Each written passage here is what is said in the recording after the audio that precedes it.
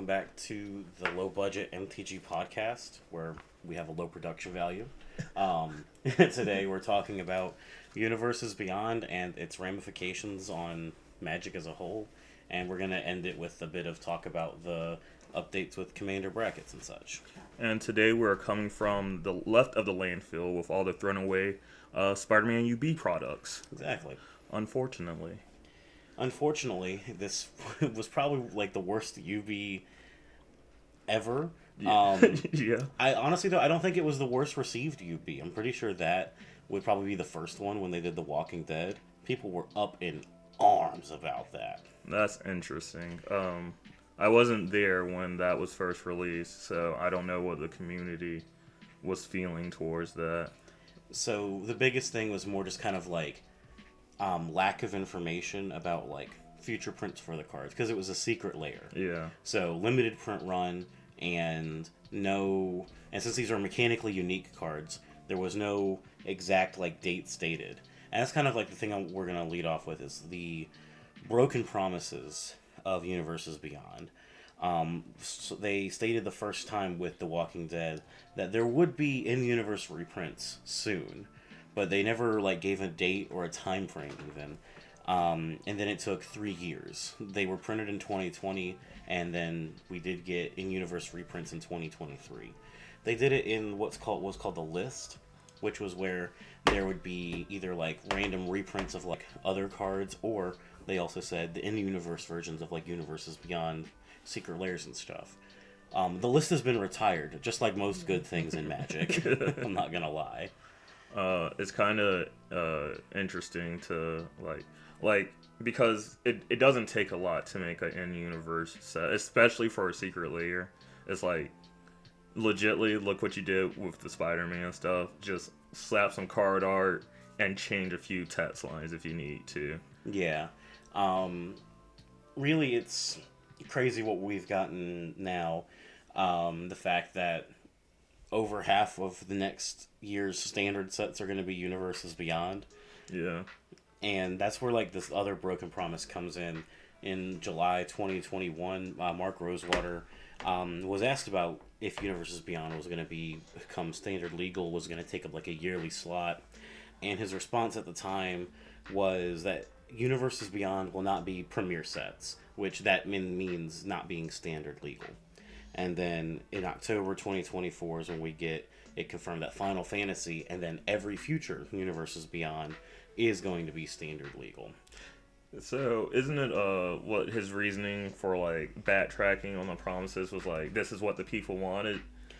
Yeah, in a sense. So there was a post on his blog where someone said, if every promise about Universes Beyond can be walked back because, quote, enough people wanted it, end quote, then why doesn't this apply to the reserved list, which, if you don't know, is a list of cards that Wizard says, hey, we're not going to reprint these cards ever. So, I'm not the most active person in the Magic community, but I don't remember anyone ever saying, yeah, I think UB should be in standard. I don't think I've ever heard that from a single person my entire life. Well, in regards to that, Mark actually has made a comment on that, in that a lot of it was more about questionable set legality and kind of clearing things up.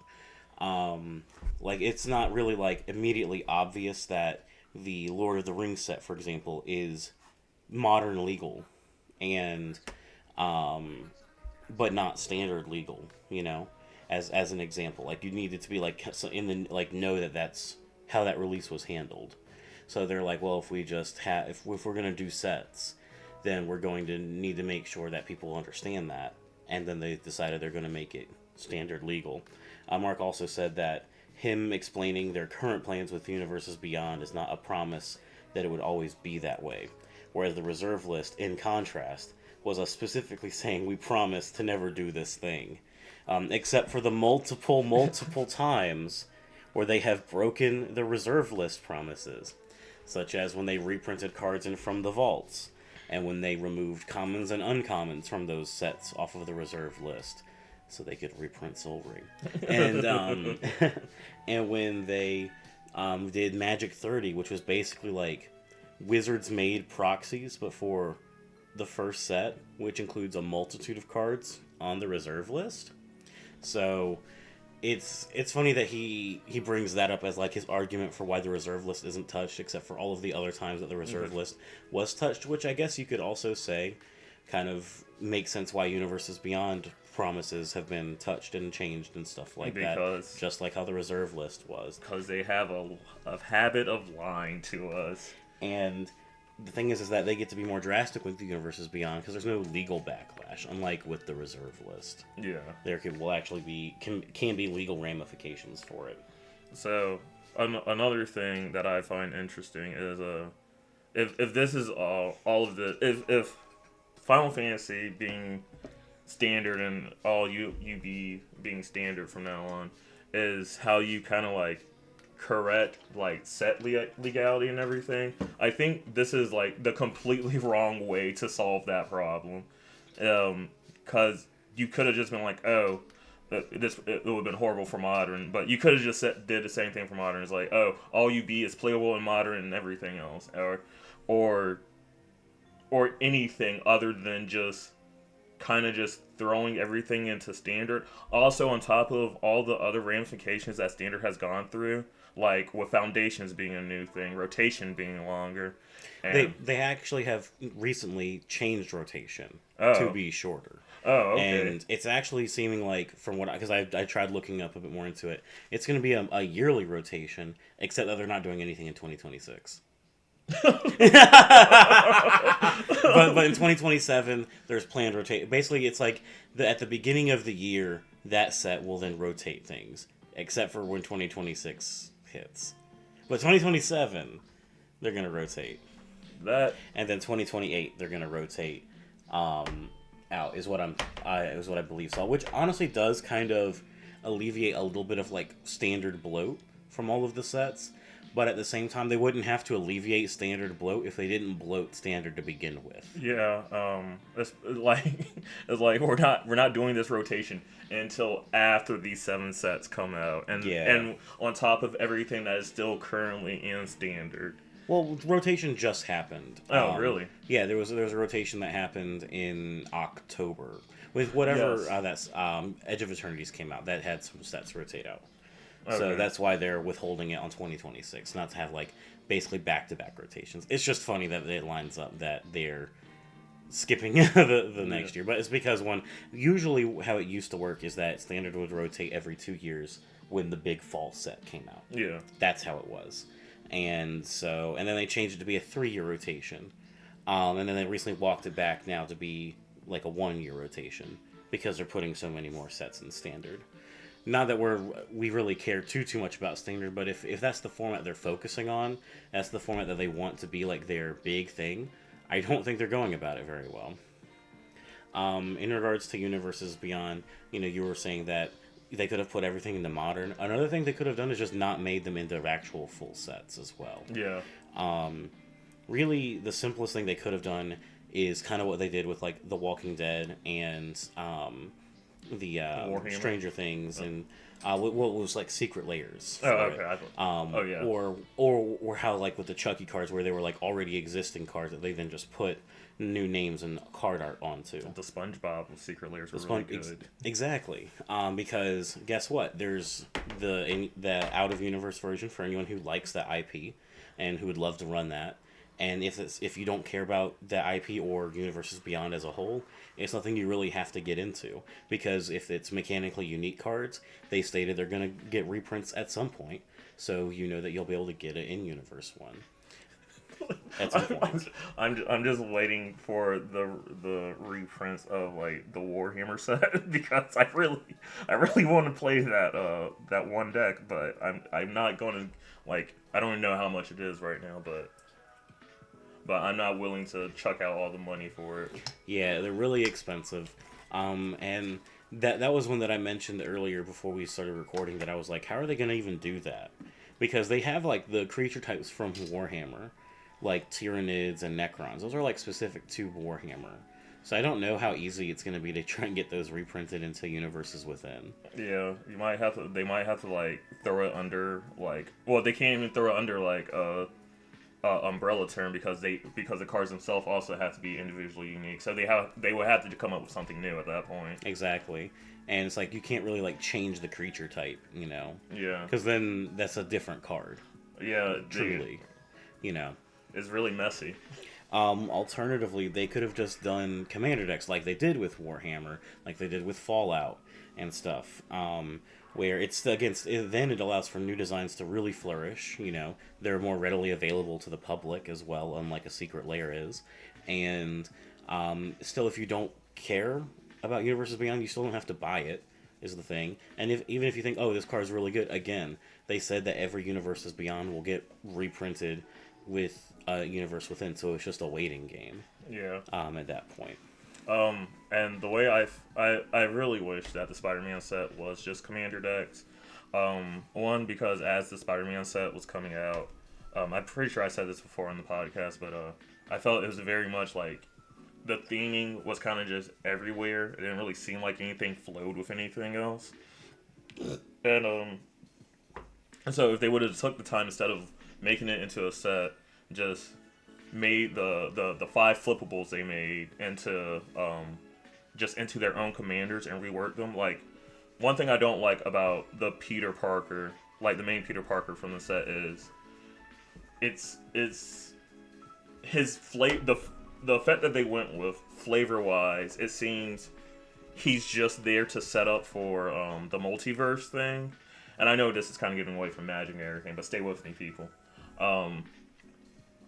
So it's like when Peter is his own individual character. So at the same time of like not making it an enjoyable experience for Magic players, you're also not making it enjoyable for the Spider-Man fans either. Toroyo is one of the biggest Spider-Man fans I know as well. Yeah.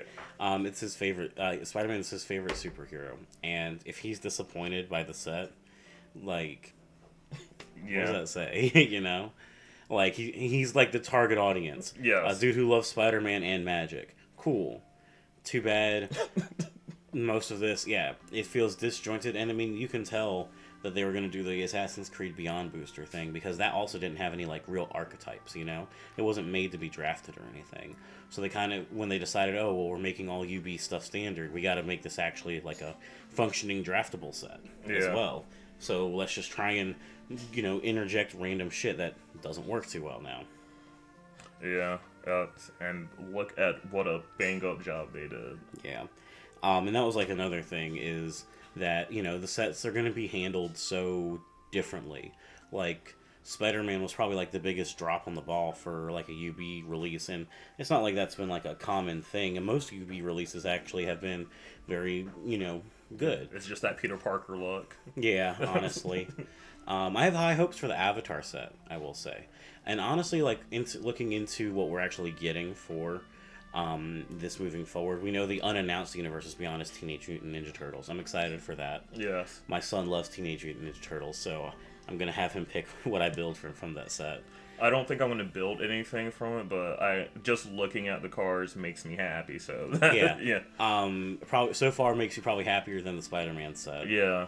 I'm not really caring about the Marvel superhero set. Yeah, same. Honestly, it's whatever. I don't really like any superheroes for the most part, like, it's just not a thing I really into. Same thing for The Hobbit as well. It'll be cool that there's going to finally be more, probably like maybe more ring tempting type effects. This is a perfect chance to reprint the One Ring as well, although that would mean it's standard legal, so they probably would instead do it as like one of the special guest slots, which would be a pussy move. No, bro, they're definitely putting the One Ring in standard. No, there's no. They banned it in modern. There's no. Although Mono Red is pretty fast in standard. I wonder if the One Ring comes down too late for that to even matter. Which is a crazy sentence that I just said. Right. But, well, I mean, that remains to be seen. And then Star Trek also, I don't really care about. Yeah. Just not something I'm into. Yeah, never been a Trekkie myself. Yeah. The only thing I'm looking forward to from the Marvel superhero set is the Nets Affinity Stone. Oh, true. Yeah. Yeah, because we're kind of guaranteed to get 5 more Yeah, it'd be kind of weird. Marvel sets. Yeah, So it'd be kind of weird for them to start it in Spider-Man and not continue it in their next Marvel set. so it's so funny that there's like the Mind Stone, but we already have a card called just Mind Stone. Yeah. So it'll be funny seeing the Mind Stone. The official Mind Stone. And the fact that it comes from out of universe. Which means that it's gonna get something else like, any bets on what the next Infinity Stone's gonna be in the Marvel set? What did they go with this They went time? with the Soul Stone. The Soul Stone. So yeah, I was wondering why they went the Soul Stone with Spider-Man. I still haven't figured that out. Does any other one make more sense to you? So not as much. Like usually when it starts getting to Infinity Stones, I start blinking out because I don't really care that much. Fair enough. But I would like to see a Power Stone because I like. We already have Power Stone tokens. I don't know what the hell you want me to do about this. So UB haters, the future is bleak because now WotC has to go back and rename all these other cards because of these Universes Beyond cards that they have to fit into the gallery. Yeah, it's gonna be interesting. They're gonna change Jace's name to Chris. Chris, the guy who's good at reading minds. Chris, the Mentalist. Wait, hang on. There was a show called The Mentalist. I gotta figure out the main character's name because that's what they'll go with. I can't wait for the Mentalist Secret Lair. Yeah. Oh god, I wonder what they're gonna rename Chandra. Cher will be nice. I think Cher works for Chandra. Patrick. Oh my god, that's even better. Yeah, and the thing is, we already have a Universes Beyond Patrick. It just keeps getting worse. On the main sets, though, I did want to say I'm excited for Lorwyn. I'm really glad that that's the next set after Avatar. I am interested to see what Strixhaven has. I thought that the first Strixhaven set was very fun, especially for the red-white. With Boros. They introduced a lot of cool cards there and a lot of cool graveyard style stuff, but different from like black graveyard, like where it feels uniquely red-white in like a kind of unexplored space, like caring about exiling your own stuff and things like that. And Reality Fracture, by the way, its initial we didn't know that's what it was called for the longest time, but we knew the internal name, which was I think it was like ziplining or something like that. That's a crazy change. So I'm very interested to see what comes up from Reality Fracture. I'm intrigued because we know nothing about it. Is the thing aside from the name and then the internal set name. Reality Fracture sounds like a unset name. It also sounds like a next up for like Edge of Eternities as well in my head. See, it could also be like a UB combo thing, because reality, universe, like whatever, breaking and coming together. Dude, fucking people are gonna lose their minds bro, if you're correct. Bro, fucking, they replace Reality Fracture with just a picture of polymerization.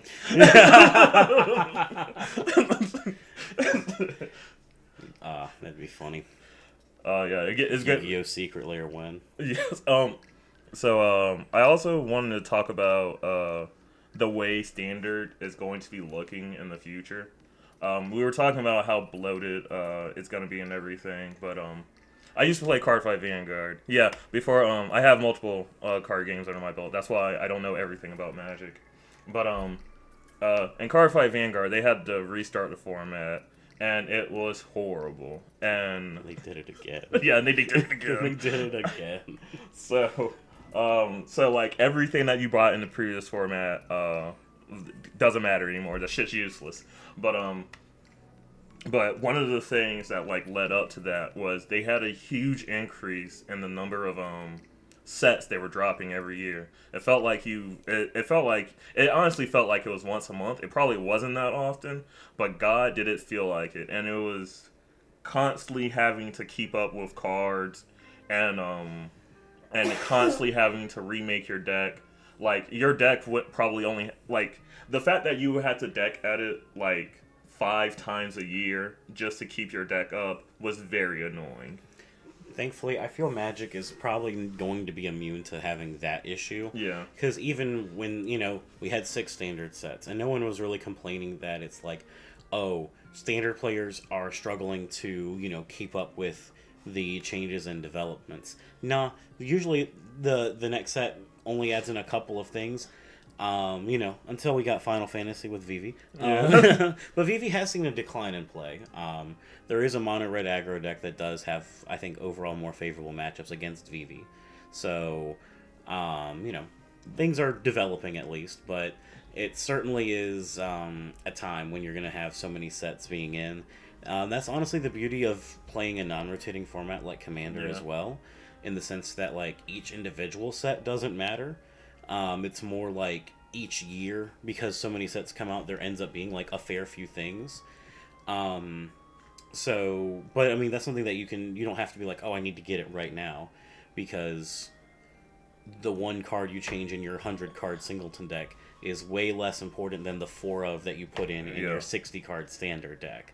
So being in Commander is kind of like uniquely pushes it away from the standard bloat being that big of an issue. Really, it just makes me not want to do any like pre-releases and drafts, because before it would be like, okay, cool. If I wanted to play the new set, I would do a pre-release, and that would happen 3-4 times a year. Cool. Now if I want to play the new set, it's 7 times, and that's a lot more than I'm willing to spend, and I'm just going to cut out it entirely. I'd rather just buy whatever cards I need. That's why I'm starting to try and hop on the cube train, so that if I want to play limited, I can play it for free. Facts. Another point for the bloating, the formation of standard. Vivi kind of starts this like thing in my mind where I call like when a fighting game releases a new DLC character and they're like really busted, so then you buy so then you can buy into it and everything. It's like, okay, I feel like that's what's going to happen with the Universes Beyond stuff. I know Spider-Man didn't show that, but I think Spider-Man is a bad representation for the future of UB. Superior Spider-Man is seeing some play in Standard. Is it seeing Vivi play? Okay. But it's like, the Avatar around longer. The Avatar stuff is already looking pretty good. Yes, I'm really excited for that. Yeah, so if they just suddenly go, oops, it's busted on like 2 or 3 cards, I wouldn't be super surprised. We've only gotten a few cards from the main set so far. All the other stuff's been like the starter training decks, whatever the hell they call them. I think it's the Jump Start booster, where it's like you shuffle 2 together and I think is what they're doing for that. Yeah. So which even then, some of those seem interesting. Yeah. Some of the legends, they're like expensive, but they do have, actual effects on the game as well. It's not like just nothing. It's not like, oh yeah, here's my 4/4 flying vigilance for 5. We've moved past Sarah Angel a little bit now. I remember when that thing was a rare. I'm pretty sure is what it was. No. I think going on to there's another thing in the community that I hate, and it's kind of tangent to this. Whatever, I used the wrong word. Anyway, it's how people view power creep, and so like every new Colossal Dreadmount, I knew you were gonna isn't bad power creep.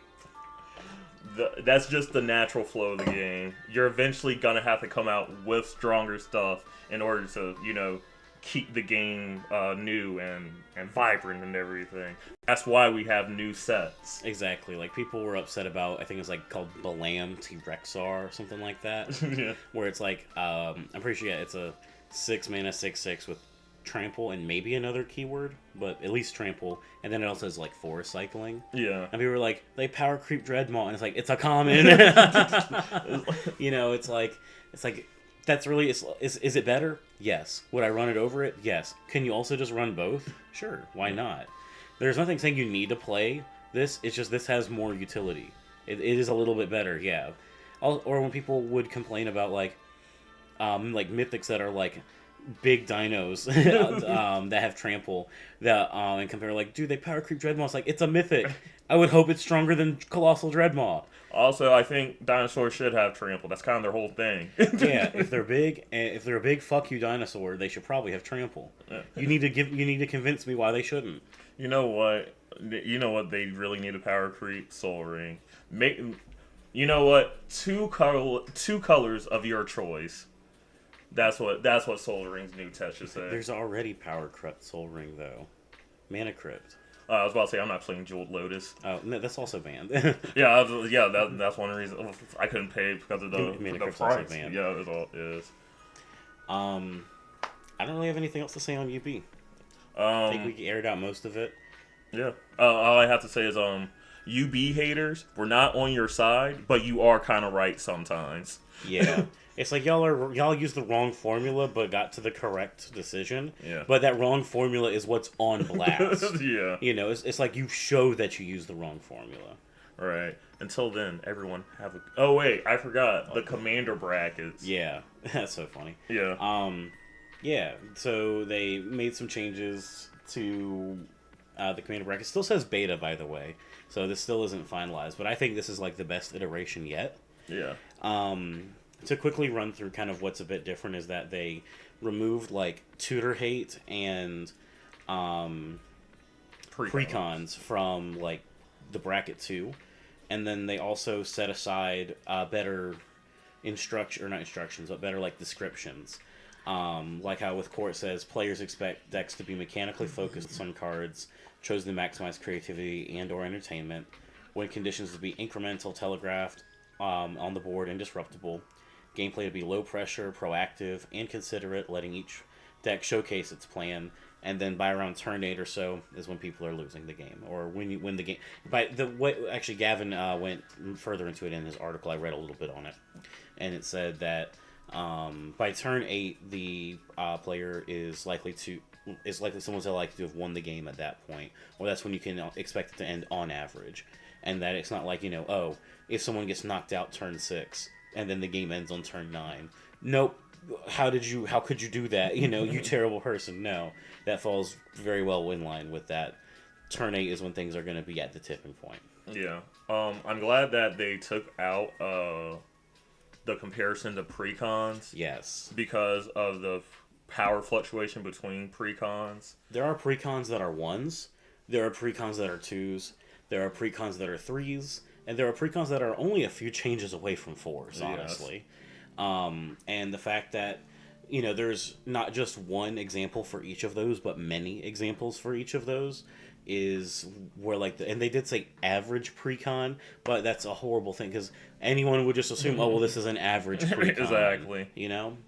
What makes a precon average? Exactly. I also really love the little thing up here where it has, a difference between each one. How it's between 1 and 2 is that you're hard focused on the theme of your deck.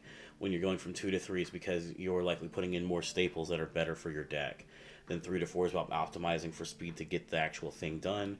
And then if you're playing CDH, it's because we're playing the meta game. Yeah. You're actually that's the standard of Commander, in that there's a meta game to follow. Yeah. So, I think this is great. Also, I'm glad they got rid of tutors off of it as well. Yeah, because some tutors are really bad. Some tutors are really bad. Some tutors are really specific, and tutors themselves aren't bad. It's really whatever. If you're getting a really powerful thing, and then that is causing people to not like the game state, it's not that you tutored for it. It's the fact that you are running it is really what the problem is. If you drew, and people are like, well, if they randomly draw it, it's fine. And it's so I can't run a lot of draw to replace this tutor. So you just want me to play a worse deck that sometimes makes a game miserable. As you've already said, you don't like the gameplay pattern it makes. It's not my fault that that's the best thing to get, Right. So, and of course, you can also tutor for different shit too. And that's why, I'm glad that they've changed that part. It's really great. We're going to end this on a more positive note. Yes. They also removed 10 cards off of the Game Changer list. They had a few different explanations for reason that they were getting rid of cards. They're cards that are of a very high mana value. You're expected them to have a very big effect, even if it's not game winning right then and there. So like it's expropriate, which is like a extra turn spell that also lets you steal stuff depending on how people vote. Jinya Taxis, which is a great reanimation target that reduces your opponent's hand size by 7, and then you draw 7 on your end step. Sway the Stars resets the game, but it's like 10 mana. And then Vorinclex makes your opponents have basically like half the mana while you have double mana. Interesting that it's 2 Praetors as well. And then That's what the fractured reality is. It's Phyrexian stuff again. After we just finished it. Maybe it's Eldrazi. Oh, I love Eldrazi. Yeah. I would like that. That would be pretty cool, having them kind of back in the fray, because they weren't really dealt with. They were just like stopped briefly. The next grouping they went over were legendary creatures that are really just kind of like stronger in the command zone rather than in the 99. So if like this is what they're playing, you know that it's kind of like already expected to be stronger. Yeah. Which is Kinnan, a CEDH commander, Urza, a CEDH commander. Winota, I think, sees French CEDH play, and then the same thing for Yuriko is a CEDH commander. So, like, if you're playing against them, you're probably going to be told, yeah, this is my CEDH deck. Or you're going to be told, yeah, this is my actual Yuriko Ninjas deck. You know? I don't have any, like, free interaction or fast mana or anything, so I'm winning with Yuriko's effect and, you know, trying to do it regularly. Winota's just kind of strong no matter how you really build her, I'm not going to lie. Yeah. But, although your Urza equipment deck is still going to be pretty strong, because that makes let me tap my equipment to make the blue mana to pay for the equip cost for my equipment. That's pretty busted. Nah. Well, interesting Voltron strategy. And then Kinnan's also not very fair either. But it's like telegraphed, you know. Yeah. If you're seeing that, you know what you're getting into. The last 2 cards I put in were Deflecting Swat and Food Chain. Deflecting Swat is basically, as long as you have your commander, a free redirect for a spell, or I think an ability as well. And they said that it's nowhere near as good as the other free interaction, like free counter spells. Yeah. And they're like, it's definitely a step below, so they don't believe it needs to be in there. And while Deflecting Swat does see CEDH play, it's only really because it is free. And interaction that is free is so important in that metagame.